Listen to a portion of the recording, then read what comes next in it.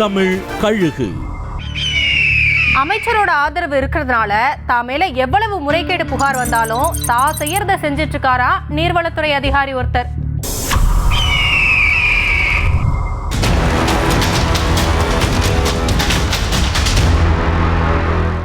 பொதுப்பணித்துறைக்கு அப்புறம் ரொம்ப பசையுள்ள துறையா பார்க்கப்படுறது நீர்வளத்துறை தான்.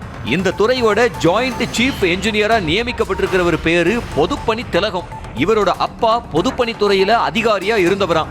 அந்த துறை மேல இருந்த காதல்னால மகனுக்கு பொதுப்பணி திலகம்னு பேர் வச்சுட்டாராம். பொதுப்பணி திலகம் ஏற்கனவே லஞ்ச ஒழிப்புத்துறை, அமலாக்கத்துறைன்னு பல விசாரணைகளை சந்திச்சுக்கிட்டு இருக்காராம்.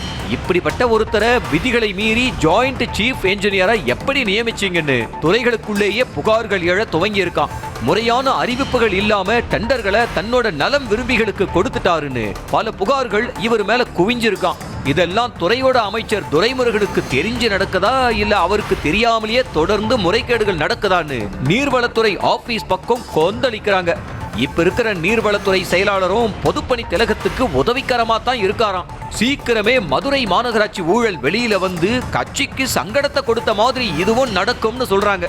அதுக்கு முன்னாடி முதலமைச்சர் இதுல தலையிடுறது நல்லதுன்னு சொல்றாங்க.